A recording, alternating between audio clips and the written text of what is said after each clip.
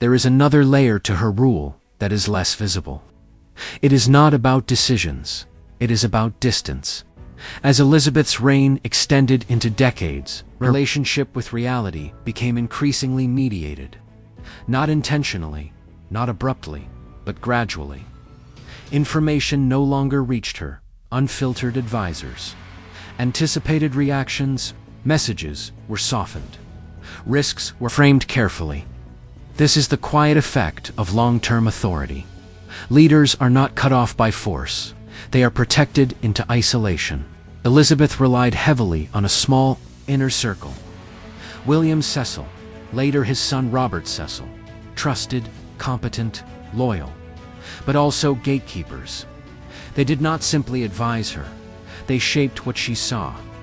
This created efficiency, stability, consistency, but it also narrowed perspective. Criticism became rare, not because it disappeared, but because it was absorbed before reaching her.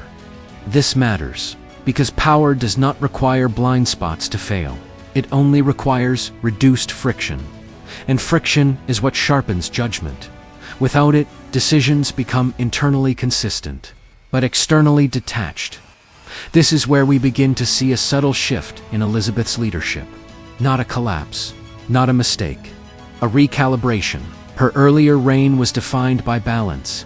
Competing forces held in tension. Catholics and Protestants, Parliament and Crown, foreign alliances and domestic stability. But over time, balance gave way to preservation. Maintaining the system became more important than adapting it. This is visible in economic strain. War with Spain drained resources. Taxation increased pressure. Social inequality widened. These were not unique challenges. Every European power faced them. But Elizabeth's response remained cautious. She avoided radical reform, avoided disruption, because disruption introduces uncertainty. And uncertainty was something she had spent her entire life trying to control. There is a psychological consistency here. The child, who learned that instability leads to loss, becomes the ruler who prioritizes stability above transformation. It is not weakness, it is continuity. Her later court reflected this tension. Factions became more aggressive. Ambition intensified. Access to the queen became currency. And within this environment, one figure stands out. Robert Devereux, the Earl of Essex. Young, charismatic, impulsive, everything Elizabeth was not. He represented a different kind of leadership. Faster, more emotional, less controlled. At first, she tolerated him, perhaps even saw value in his energy. But over time, his unpredictability became a threat, not to her physically, but to the system she had built. When Essex rebelled in 1601, it forced a confrontation. Elizabeth responded decisively. He was executed. This moment is often interpreted as political necessity, and it was, but psychologically, it represents something more. A rejection of volatility, a final assertion that control must be maintained, even at personal cost. Because by this stage, Elizabeth was not just protecting her throne, she was protecting the structure that defined her identity. And when identity and power merge, flexibility disappears. There is a broader historical pattern here.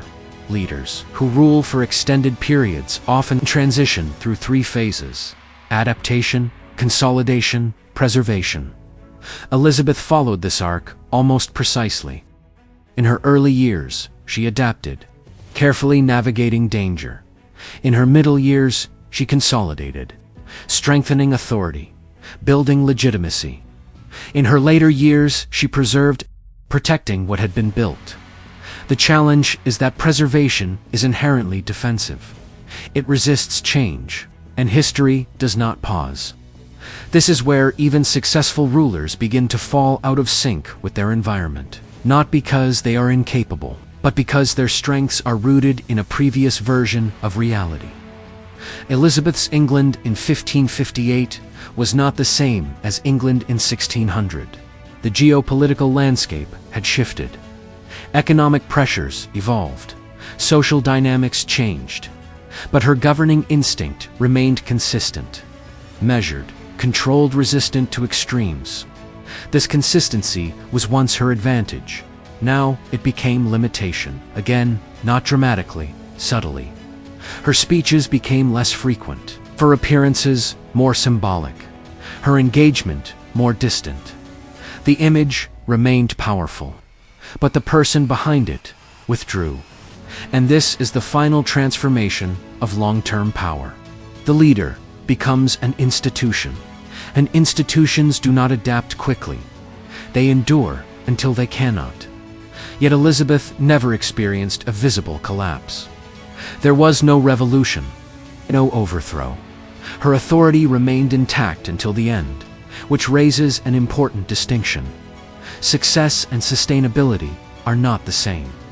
She succeeded, but the system required transition the moment she was gone, because it was built around her, not beyond her.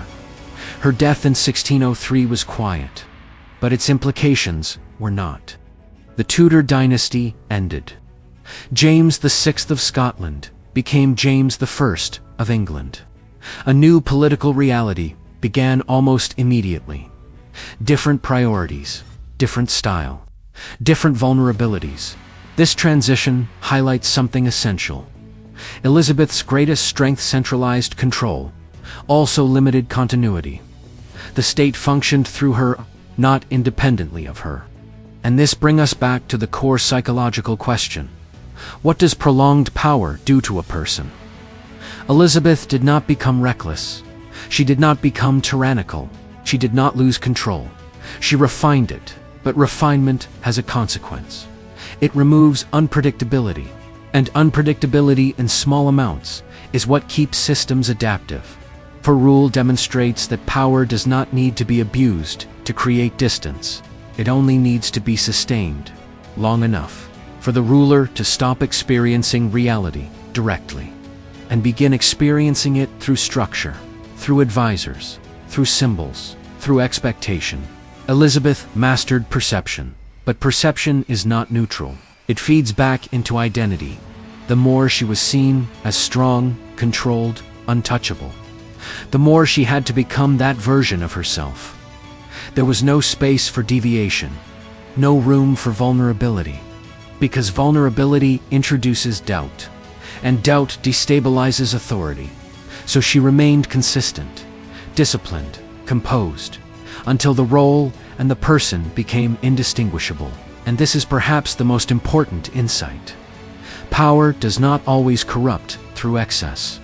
Sometimes it transforms through repetition, through reinforcement, through expectation, until the individual adapts completely to the structure they lead.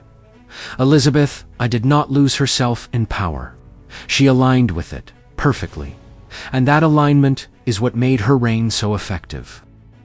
So difficult to replicate, because it required something rare, a personality shaped by instability, capable of absolute control, and willing to sustain it for a lifetime. But even that comes with a cost, not visible in failure, but in limitation, in rigidity, in the quiet narrowing of perspective. So in the end, Elizabeth's story is not about triumph or decline. It is about transformation. Slow, controlled, almost invisible. A life spent mastering power and becoming inseparable from it. Because the final truth is simple. Power does not just shape decisions. It shapes perception. And over time, perception becomes reality.